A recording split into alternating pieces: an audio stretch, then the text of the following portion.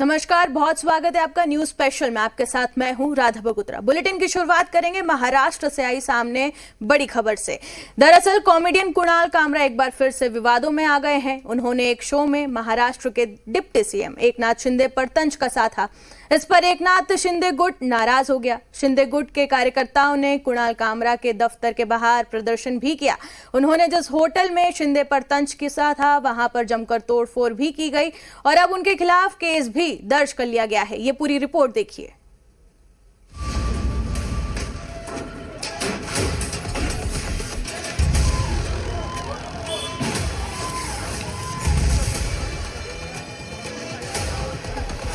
ये कॉमेडी है या फुहड़ता का अड्डा? गाली गलौज, अश्लील मजाक, कॉमेडी का यही मुकाम। इन्हें तालियां नहीं तमाचे दो।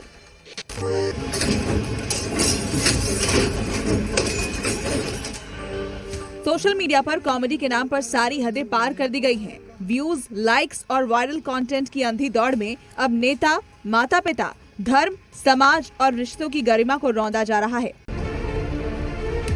स्टैंड अप कॉमेडी जो कभी मनोरंजन का माध्यम हुआ करती थी, अब गंदे, फुहड़ और घटिया कंटेंट से सनी हुई नजर आ रही है।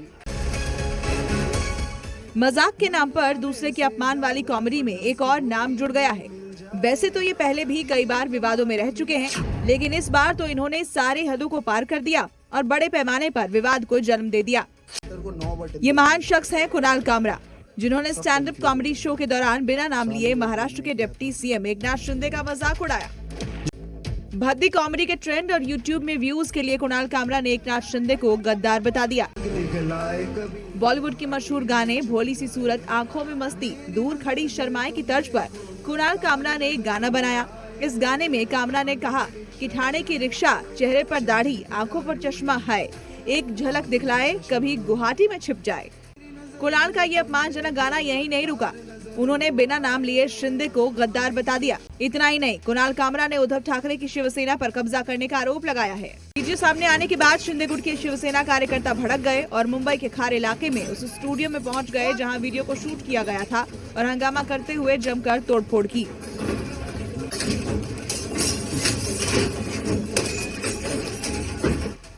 शिवसेना नेता मोर्जी पटेल ने कॉमेडियन कुणाल कामरा के खिलाफ MIDC पुलिस स्टेशन में FIR दर्ज कराई।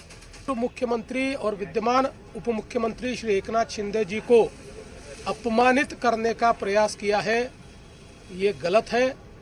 हम इसकी निंदा करते हैं। ऐसी चीज़ों को सहन नहीं किया जा सकता। कामरा को मालूम होना चाहिए कि 2024 के चुनाव में जनता ने निर्णय कर दिया है कौन गद्दार है, कौन खुददार है।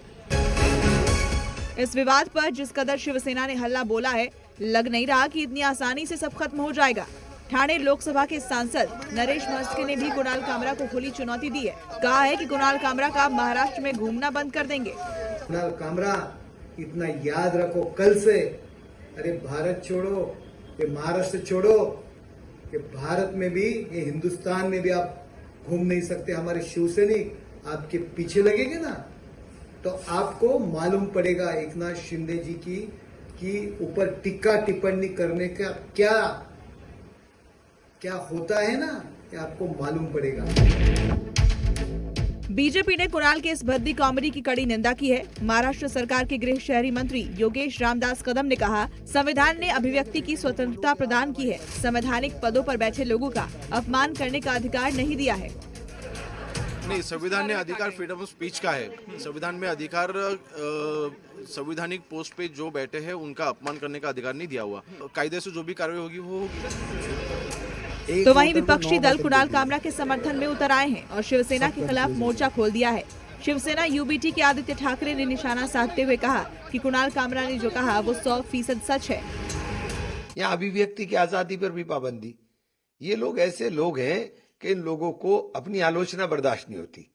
विपक्ष का काम है हमेशा सत्ता पक्ष के लोगों को आईना दिखाने का, ये उसको बर्दाश्त नहीं कर पाते। बड़ी दिक्कत ये है।